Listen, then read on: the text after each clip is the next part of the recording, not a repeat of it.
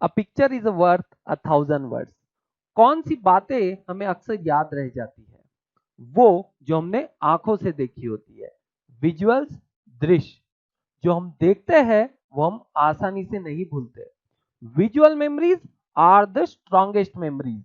Guys, ये Drishyam movie का scene आपको बखूबी याद होगा। अगर आपको कोई थियोरेटिकल कंसेप्ट किसी मॉडल के फॉर्म में दे दिया जाए या विजुअल रिप्रेजेंटेशन के फॉर्म में दे दिया जाए, आप आसानी से उस कंसेप्ट को समझ तो सकते हो, साथ ही साथ उसको मेमोराइज कर सकते हो। आज हम सॉफ्टवेयर फील्ड के एक ऐसे ही इंपॉर्टेंट कंसेप्ट यूएमएल यानी यूनिफाइड मॉडलिंग लैंग्वेज को डिस्कस करने वाले हैं।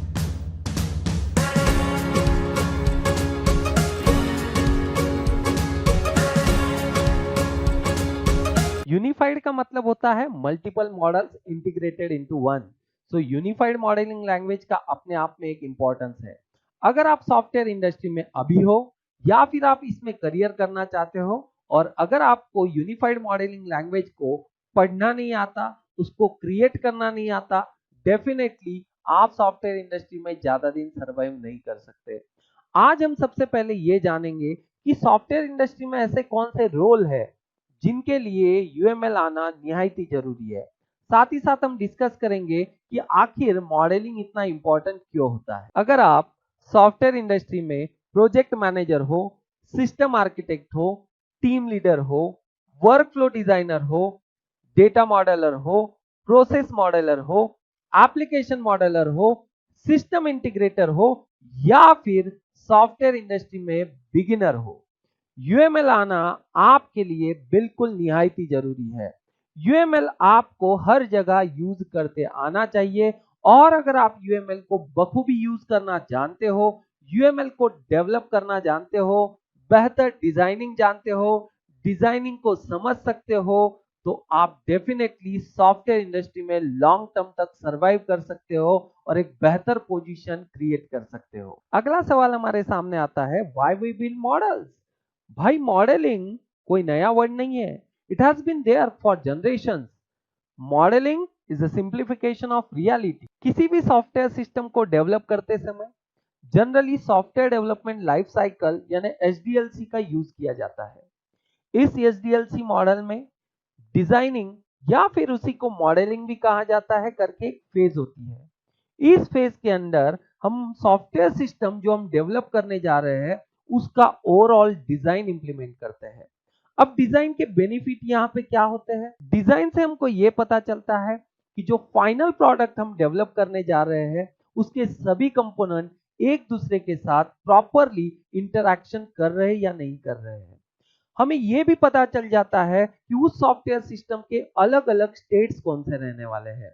साथ ही साथ सॉफ्टवेयर सिस्टम का कंप्लीट स्ट्रक्चर, फिर वो स्टैटिक स्ट्रक्चर हो या फिर डायनामिक स्ट्रक्चर हो, कंप्लीट स्ट्रक्चर हम लोग आसानी के साथ एनालाइज कर सकते हैं, विजुअलाइज कर सकते हैं।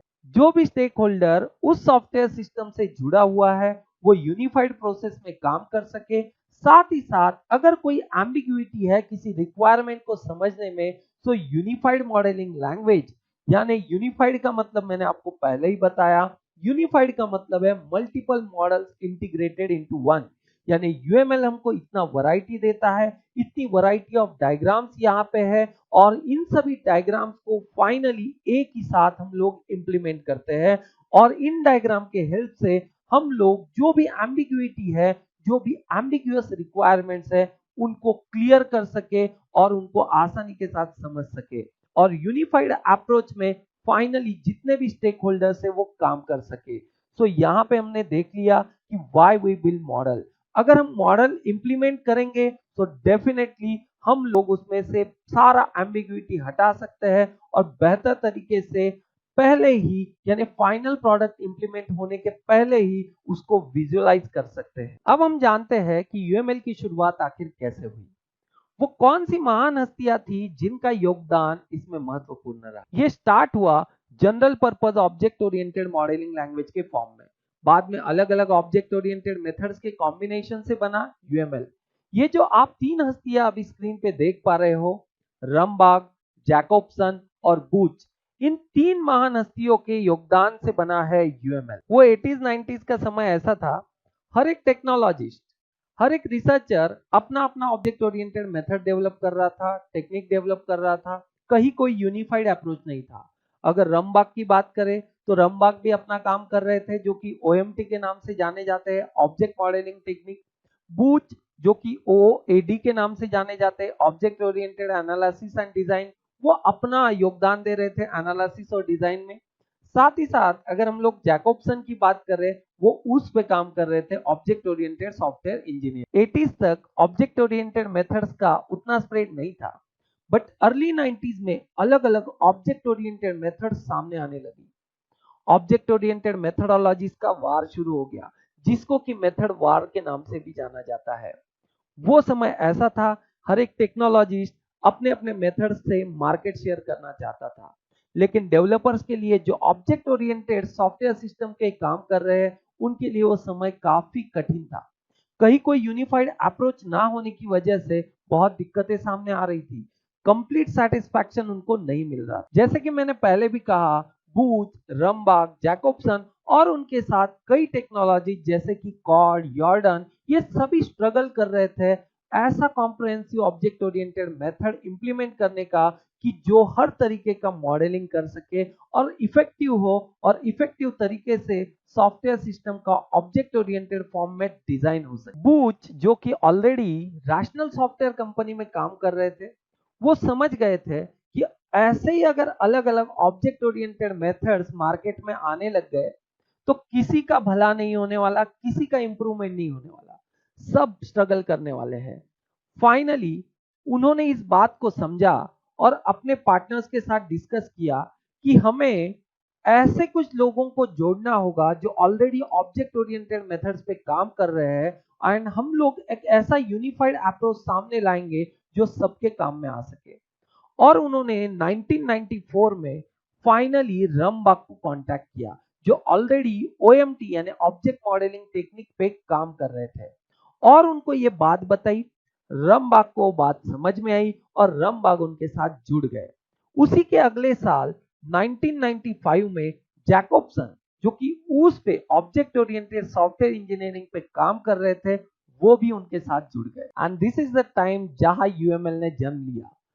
जून 1996 में ये तीनों टेक्नोलॉजिस्ट ने अपनी अपनी मेथड्स को कंबाइन करके एक यूनिफाइड मॉडल दुनिया को दिया, जिसको कि यूनिफाइड मॉडलिंग लैंग्वेज के नाम से जाना जाता है। वर्जन था 0.9। बूच ने अपने एक इंटरव्यू में कहा है कि जिस दिन उन्होंने यूएमएल 0.9 का लॉन्च किया, उस दिन के बाद से उन्होंने पाया कि वो इस इंडस्ट्री के क्रिटिकल मास तक पहुंच गए हैं। हर एक इंडस्ट्री के हर एक टेक्नोलॉजिस्ट को उनकी मेथड के बारे में पता चल चुका था। अलग अलग ऑर्गेनाइजेशंस उनको कांटेक्ट करने लग गए थे, और सबका यही कहना था कि you guys are doing right thing, आप बिल्कुल परफेक्ट काम कर रहे हैं, हम भी आपके साथ जुड़ना चाहते हैं, हमारी भी मेथड्स आपके साथ एक यूनिफाइड अप्रोच में ढालना चाहते हैं, और हम लोग यूएमएल को एक परवासिव स्टैंडर्ड के फॉर्म में सामने लाना चाहते हैं। पहली कंपनी जो रैशनल सॉफ्टवेयर यानी इनके ऑर्गेनाइजेशन से जुड़ी, वो थी माइक्रोसॉफ्ट। बुच ने कहा है कि भाई माइक्रोसॉफ्ट जैसी कंपनी अगर आपको कांटेक्ट करे, जो उस समय शीर्ष कंपनियों में से एक जानी जाती थी, तो आप समझ जाइए you are on right track. Microsoft जिसकी उस समय अपनी एक प्रोप्राइटरी लैंग्वेज थी वीबी, वो भी उस समय स्ट्रगल कर रहे थे कि यूनिफाइड अप्रोच के लिए, कि उनको ऐसा कोई यूनिफाइड अप्रोच मिले जिससे कि बिजनेस रूल के हिसाब से वो सिस्टम को विजुअलाइज कर। Finally Microsoft join them as a partner and contributed to work by introducing new notion that how one can visualise interface. धीरे धीरे एचपी, ओरेकल, आईबीएम जैसी शीर्ष कंपनियां और भी कई डजन ऑफ ऑर्गेनाइजेशंस उनके साथ जुड़ गई और एक इनिशियल वर्किंग ग्रुप फॉर्म हो गया।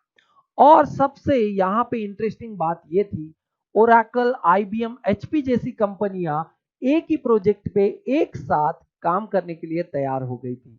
भाई यहाँ पे दिक्कत आपको समझ में आ गई होगी कि यूनिफाइड अप्रोच ना होने की वजह से कितना प्रॉब्लम था। ये सब ऑर्गेनाइजेशंस इकट्ठा हो गई और सब अपना अपना कंट्रीब्यूशन दे रहा था यूएमएल में। तो यूएमएल का इंपॉर्टेंस आप समझ जाइए कि दुनिया में जितने भी ऑर्गेनाइजेशन है जो आज शीर्ष है, वो सब के सब यूएमएल को इंपॉर्टेंस देते हैं। उन सब का कंट्रीब्यूशन, उन सब का योगदान यूएमएल में है। लेकिन शुरुआत आप 3 हस्तियों को भूलना नहीं है, बुच, रमबाग एंड जैकबसन, जिन्होंने इस यूएमएल के इनिशियल डेज में योगदान दिया है। Finally the partner group work together to release UML 1.0 in January 1997. In November of that year, Object Management Group adopted UML into its Object Management Architecture Standard. यहाँ से आप में से कई ऐसे हैं जिनको OMG क्या है इसके बारे में कंफ्यूजन हुआ होगा। भाई OMG मतलब ऑब्जेक्ट मैनेजमेंट ग्रुप एक international open membership non profit technology standard consortium है, जिसकी स्थापना 1989 में ऐसे ही कई बड़ी बड़ी कंपनियों ने मिलकर की थी। उद्देश्य बस एक ही था कि अलग अलग टेक्निक्स स्टैंडर्ड के फॉर्म में डेवलप हो, जिससे कि अलग अलग कंपनीज जो भी कुछ इंप्लीमेंट करे कहीं ना कहीं उनमें कंपैटिबिलिटी। एंड आगे चल के UML 2 लॉन्च हुआ 2005 में। बहुत से टेक्निक्स इसमें ऐड कर दिए गए थे और उस समय ISO यानी इंटरनेशनल स्टैंडर्ड ऑर्गेनाइजेशन ने भी उसको एज अ स्टैंडर्ड अप्रूव किया। आज जो लेटेस्ट स्टैंडर्ड हम लोग यूज कर रहे हैं दैट इज UML 2.5, जो कि 2015 में लॉन्च हुआ। विदाउट UML सॉफ्टवेयर इंडस्ट्री में सरवाइव करना बहुत टफ है। हर कंपनी UML को अडॉप्ट कर रही है, हर कंपनी UML के हिसाब से ही अपने सॉफ्टवेयर का डिजाइनिंग करती है और आगे जाके कोडिंग टेस्टिंग के लिए उसे भेज दिया जाता है। सो अगर आपको UML नहीं आ रहा है तो सॉफ्टवेयर इंडस्ट्री में बहुत मुश्किल हो जाएगी। आगे आने वाले सेशन में हम लोग अलग अलग UML डायग्राम्स ड्रॉ करना सीखने वाले हैं, तो आपको आगे आने वाले सेशंस मिस नहीं करना है। बने रहिए, मिलते हैं अगले सेशन में। Till then good bye.